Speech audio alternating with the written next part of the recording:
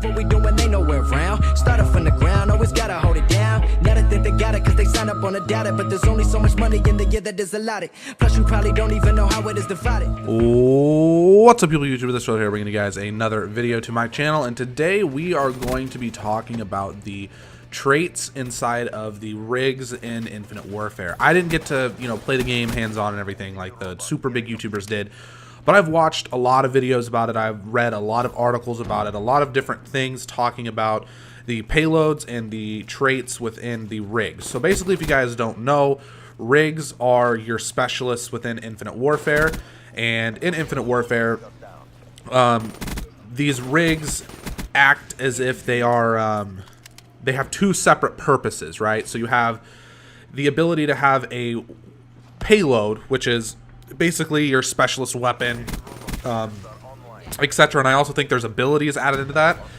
And then your traits are basically, you have mashed up perks from old Call of Duty games and newly created ones just kind of thrown in there. So you get an extra perk on top of the ones you decide to use, on top of your weapon, and most of these, or maybe even all of them, stay with you throughout the entire game. You can use it at any point in the game. Now, some of these are going to be pretty controversial. I don't know how well the public will receive these new traits and abilities and payloads and stuff like that, so I'm going to go ahead and I'm going to get right into this for you guys. Alright, so I will display all of the images of each individual rig up on screen. We know of 6 at the moment. I feel like there will be more when the game releases. That's completely a possibility. At the same time, there is a lot of traits, there's a lot of payloads. So there might just be 6 because you have so many options within each rig. So the first one that we have here that I have is Merc. So the Merc traits include Infusion, which regenerates health faster, Man-at-Arms. Rig augments allow for carrying heavier loads with minimal effort, start with maximum ammo capacity, and weapons don't impact movement. And then you have Shockwave, press a button in midair to activate a devastating slam. So, what's different about my videos on my channel is I'm going to give you guys my opinion about these traits in the Merc rig. So Infusion regenerates health faster. I feel like that is probably going to be the most useful one for traits on this rig. If I was using this one, I'd probably use the regenerates health faster. And then also Man-at-Arms rig augmentations allow for carrying heavier loads with minimal effort, start with maximum ammo capacity, and weapons don't impact movement. That one would be useful too, especially if you're using like an LMG or an assault rifle or something where you want to be able to move like an SMG. I'm assuming it's going to kind of work like that. But the least useful one, I think, is Shockwave, when you press a button in midair to activate a devastating slam. I saw some gameplay of this. It does not work all that well. I don't think it's that useful. I also don't think that you're going to be able to really have very many opportunities to use this. If you are playing Domination or Hardpoint, those are probably the only times you're ever going to be able to use this. I don't even know if there's Hardpoint in Infinite Warfare. So if that's the case, then pretty much Domination. Domination will be the only time where slamming down on an opponent is that useful. If you guys remember in Advanced Warfare, they had something very similar to this with the ground pound thing that you could do. And once again, a lot of people probably don't even remember that that was there. When you hear about it, you're like, oh yeah, I forgot that that was a thing. The next rig that we have here is the FTL. Supercharge. Killing enemies will drop cooldown packs that help your team boost their super meters. Perception offers additional situational awareness, alerts player if someone is looking at them from off screen. Power slide, enhanced sliding capability that increases speed, distance, and allows you to ADS while sliding. Also has a greatly diminishing boost cost. So Supercharge is one of them that I feel like will be pretty useful, especially if you're going to be a team player. If you're really going to, if you really want to win the game, I feel like Supercharge would be one of the ones that you would want to use. Perception is one of those ones that I feel like is going to be really controversial. People might not be so much for that. Offering additional awareness that alerts a player if someone is looking at them from off screen. Basically, your screen will glow yellow, from what I know, in the direction in which somebody's looking at you. It's basically like 6th Sense, but it's not on your minimap. So, like, regardless of if you use your minimap or not, you're going to know that somebody's looking at you. In previous, well, in Black Ops 3, 6th Sense, basically, if you were good at using your minimap, then 6th Sense was useful. But to players who weren't good at using their minimap, to players who didn't give two shits about their minimap, Sixth Sense was no use to them. If anything, it confused them. But with this, it's going to always alert them regardless of if you're good or bad. So this might be an issue in the game. We're just going to have to wait and see. Enhanced sliding capability that increases speed, distance, and allows you to ADS while sliding also has a greatly diminishing boost cost. I feel like this one will probably be useful as well. The only downside that I can see to this, or not really a downside, but the only reason why you probably wouldn't want to use this, is it seems like this trait is mostly for people who not only want to get across the map faster, but also are like really, once again, really hardcore playing the objective. I mean, being able to move around the map faster, get 2 points to whether it's capture them, so like people who are running flags, or I can see this being really useful amongst pros and uplink because that is returning.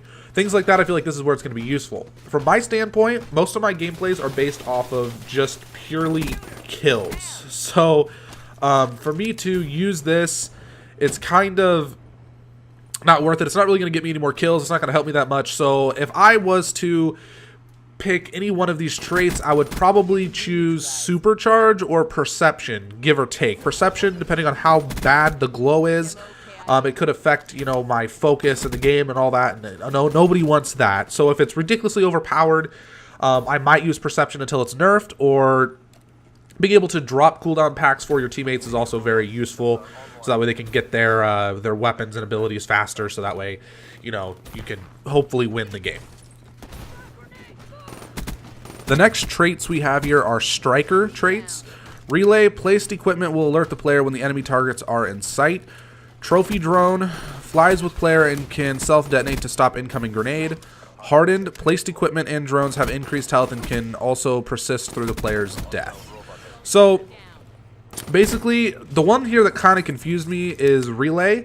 Placed equipment will alert the player when enemy targets are in sight. So I don't know if that's a specific equipment that you put down and it notifies you what's going on. I don't know if that's what you get when you use this trait, or if it's any equipment. So if you throw a grenade, for example, and if you throw a grenade and there's somebody within the proximity of that explosion range, it highlights the person on your screen, for example.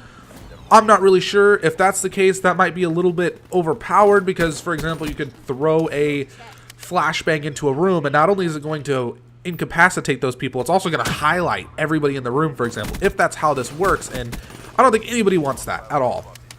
Honestly, the striker traits, none of these really interest me that much. It's kind of, I feel like this is probably the most dumbed down rig in terms of traits in the entire game that we know of right now. Things could change by the time the game releases, so we're just going to have to wait and see. But basically, none of these scream extremely useful to me. Once again, I feel like these would be useful maybe in Search and Destroy, and then maybe in things like Domination, or I doubt it, but maybe Uplink. Things like that I feel like could possibly be useful, or super small maps even. You know, if there's a Nuketown style map, there's lots of grenades and stuff, because, you know, equipment is very crucial in this game. I feel like that's one situation where these traits could come in handy. Alright, so now we're going to get into a little bit more of a controversial rig, and you guys can go ahead and comment down below what you guys think about this and how well it's going to be received. But Warfighter traits. Ping. Kills and assists activate sonar ping at the enemy's death location, revealing nearby hostiles to teammates. Enemies killed by teammates after being pinged will give you bonus score. So once again, I haven't seen gameplay of this, but I'm assuming it's kind of like in some of the older games like Modern Warfare 3 maybe, or maybe it was just Ghost, I don't remember, where if you injure or stun or hit somebody with a frag, if you injure them, they will show up on your minimap and they might be highlighted on your screen for like a half a second or something. And I feel like, I don't know that necessarily would be an issue. If it was only for you, I feel like it would be less of a problem. But if your whole entire team can see where that person is, it depends on the counters that they have for it, but that's one of them. Persistence, where score streaks no longer reset when you die, but take higher point values to attain. You can only earn each of your score streaks once per match. I personally, a lot of people are going to have an issue with this. I can see where the problem lays, but it's all going to come down to how many more points do you have to get. if a UAV turns from a 4-kill streak, I guess, I think it's 4 kills in this game. If it turns from a 4-kill streak to a 10-kill streak, I don't think we have an issue. If they really make it a lot of kills to get something, I don't think that's a really big problem. If I want to go into the game and I want to get the highest score streak, but I have to drop 40 kills, I don't really see the issue there, because bad players are still going to be bad players. They're not going to be able to get, they're not going to be able to go from a UAV at 10 kills to a airstrike at 15 kills, and then all the way up to a mothership type thing at 40 kills, for example. They're not going to be able to do it. When I was new in Call of Duty, or just wasn't that good in general, there was no way in hell that I was going to drop 40 kills for a score streak. Unless I was using score streaks, there was no way that I was going to be able to get to that point. So it just depends on how they do the points in this game, and how many more points you have to get exactly. Personally, if it's not too horrible, like if it is 40 kills, for example, I might run it. Because when I play Call of Duty now, I don't even feel like wasting my time trying to go for super high score streaks. If I die when I'm really close to them, it just upsets me. I would rather spam UAVs and airstrikes and sentries than have to try my ass off for wraps or a mothership. It doesn't really seem worth it to me. The next one we have here is resupply. Resupply lethals and tacticals by picking up scavenger bags after successful kills with bullet weapons. So, this is kind of cool, I guess, something that I'm never, ever going to use. The first two, I think, are probably the most useful. I can't think of a scenario where I would really need to resupply lethals and tacticals. I guess you could really twist it around to make it useful within search and destroy. I mean, if you stun somebody on the other side of the map and then you kill somebody next to you, you can pick that up and you can use those stuns again to kind of locate where someone's at. But other than that, I don't really see why you would use that over the other two options. Pretty much, and even then in search and destroy, ping would probably be more useful than resupply. Alright, so the next rig that we have here is Phantom. Marked target. Damaging enemies will mark them for death, preventing health regeneration for 5 seconds. Marked enemies that are killed by teammates will award you with bonus score. Rear guard. Spawn in with a back shield that protects against attacks from behind. While the shield is active, melee attacks from anywhere but the front are negated. Heightened senses. While an ADS with sniper rifle gain increased audio from nearby enemies, warning blips will also tell you if enemies are nearby. And then I also think when you use that, you can also see your minimap. I don't think that was wrote in here, but I'm pretty sure you can see your minimap when you're ADS'd with heightened senses. So first of all, let's start off with marked target, the most controversial one out of all of these. I'm not okay with this. I'm really not. It excites me as somebody who's going to be able to use it, but I also know that there's going to be a lot of people out there who can use this better than me. So if I'm in a gunfight and I get shot and I am able to get away from that person, I don't want to be stuck with the entire team able to kill me for 5 seconds. That is a long time in Call of Duty, guys. Think about it. We buy monitors that have a 1 millisecond response time because that 1 millisecond is enough to get us that extra kill, or 2 kills, or 3 kills in a game that somebody who's using a giant TV in their living room doesn't have. So 5 whole seconds when you're not able to regenerate health, how many times is that going to cost you streaks? How many times are you going to die from unnecessary things? I don't think I'm okay with this at all. We're just going to have to wait and see how it plays out. Hopefully it's in the beta, because that's what the beta is for. Hopefully it's in the beta. We can test it out, see how much we hate or like it. I'm pretty sure that the community is not going to agree with this at all. Okay, the next one that we have here is the back shield that protects against attacks from behind, and melee attacks anywhere but the front are negated. I don't think this is an issue. Honestly, I don't think it's that useful. I probably won't ever use this unless I have to for some sort of a challenge or something. I don't see myself needing this because there's no reason why. The way that I play is I like to keep my back to the outside of the map, and I like to kill inwards. So going around the map, shooting in, getting into spawn, stuff like that. So there's no real reason why I need this. Occasionally, you know, if you get shot in the back, it can be frustrating. But like I said, there's no real purpose to this. The only time that I can see this useful is maybe if you're capping a flag in domination, or if you're running a flag and capture the flag. Something like that I could see useful. Uplink, and that's about it. So once again, coming from somebody who does not use or does not play objective game modes that much, or when they're playing, they are mostly the Slayer, for example, for a team, I don't really see myself using rear guard all that often. Now, heightened senses, I feel like will be somewhat useful if you're playing Search and Destroy. Sniper rifles, once again, are not so much my thing, but I know a lot of pro players, you know, they'll use overkill classes, etc. They can switch to that sniper rifle. They'll be able to hear enemies clear, stacked probably on top of whatever they have put in the game for dead silence or awareness or whatever. Alright, so the last of the traits that we have here is the synaptic traits.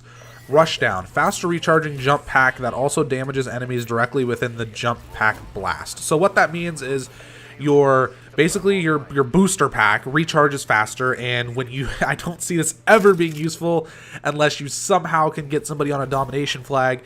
But when you boost in the air, your thruster, what comes out of your jetpack, it will hurt the enemies, possibly kill them if they're weak. Is how I'm assuming it's going to work. I think that that's pretty funny. Once again, something that I'm probably never going to use. Recharging jump pack faster is also kind of useful, but once again, I don't think that I would use that over some of the other options in here. Propulsion, press a button to quickly dash in any horizontal direction. So if you guys remember in Advanced Warfare, I know that name is very bad in a lot of people's mouths, but you could boost from left to right, front, forward, and it was just basically another thing on top of movement. Now, I don't think that this is bad. Not everybody's going to be able to do it. I feel like there's probably more useful things in the game that a lot of people aren't going to want to use this. But I can see how it'll be very frustrating when you're stuck in one position of movement and they're able to boost to the side or boost forward or boost backwards, and they just have that extra movement on you, and you lose them amongst all of the things that you're trying to do and you're not able to pick up that kill. That would be very frustrating. Combat burst, after each kill, gain a brief boost to movement speed. Don't see this being useful at all. I don't see a scenario other than maybe uplink or capture the flag where being able to run faster after you get a kill is useful. And if you are playing uplink, you don't want to be trying to kill people. So I don't know why anybody would really want to use this. If you guys know, please leave it down in the comment section, but I don't think that this is all that great. I'm also going to be making a video talking about the payloads within each rig, so if you guys would like to see that video, please go ahead and hit the like button on this one. Comment down below what you think about these traits, if you think they're overpowered, how do you think the public will receive them, and deuces. Sorry about the gameplay, guys. I basically just looped this last 4 minutes from the start of this video because I don't have a lot of gameplays, and the video isn't so much about the gameplay, so I didn't think you guys would mind very much, but basically, once again, I hope you enjoyed the video. I'll have more videos coming out soon. If you enjoyed the video, please hit the like button and also subscribe if you're new to my channel. The video is going to be one of the last videos that I made.